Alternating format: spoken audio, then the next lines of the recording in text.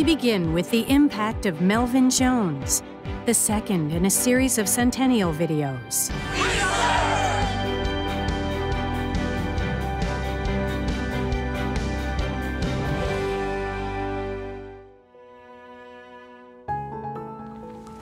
We, as Lions, are intensely proud of the dreamer, the doer, who conceived the idea of this organization and then proceeded to devote his entire life to the execution of the idea.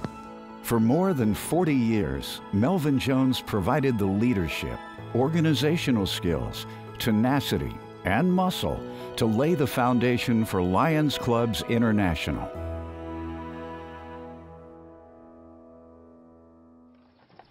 On January 13, 1879, Melvin Jones was born in the Arizona Territory at Fort Thomas. His father was a scout for the U.S. Army. As a boy, he moved to the Midwest, where he attended school and studied law. At the age of 20, he moved to Chicago, where he sang in the Apollo Music Club and entered the insurance business. In 1913, the Melvin Jones Insurance Agency was established, and Melvin joined the Chicago Business Circle. It was a networking and social club. He served as secretary, but had bigger aspirations. What if these men who are successful because of their drive, intelligence, and ambition were to put their talents to work improving their communities? He began inviting other clubs to join into one larger service organization. His wife, Rose, a top national golfer, worked many nights alongside him. From the first meeting and convention in 1917, Melvin was the driving force in shaping Lions Clubs International. Well, we took the name Lion because it stood for courage, strength, activity, and fidelity. That was to be the platform on which Lionism was to be founded. Melvin launched the Lions magazine in 1918. He was its first editor.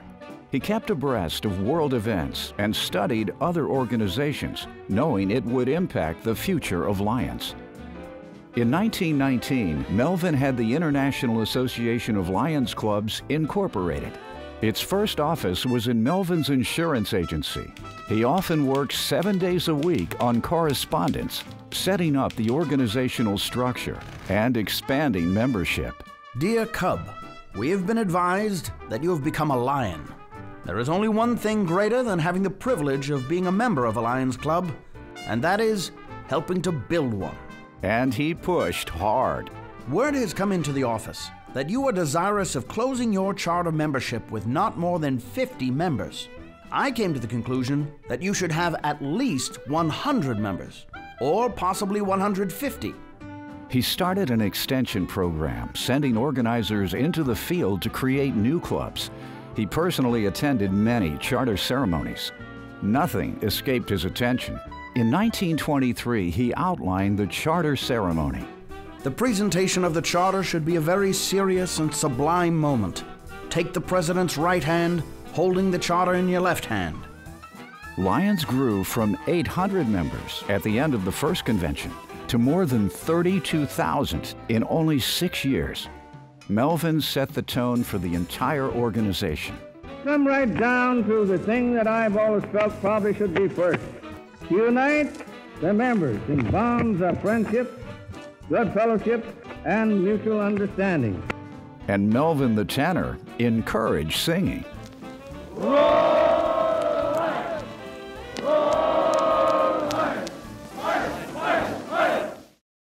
But the Great Depression quieted Lions' roar.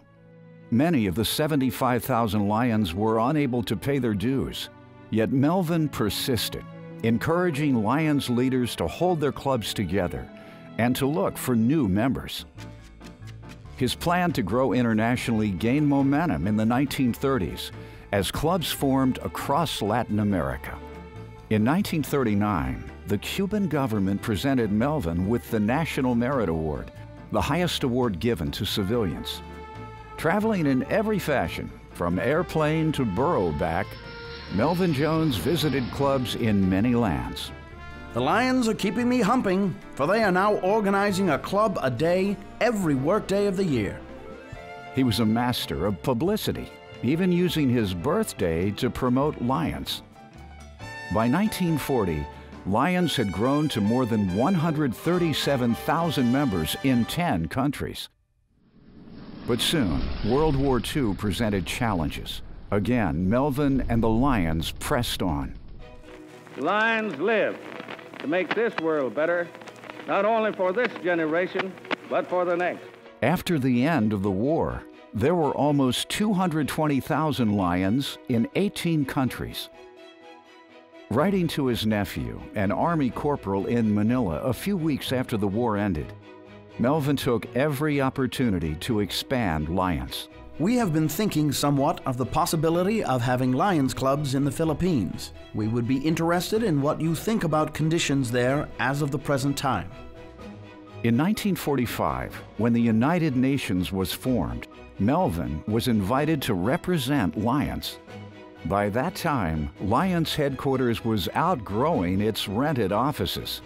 So Melvin embarked on a plan to build the Lions International City, also known as Liondom.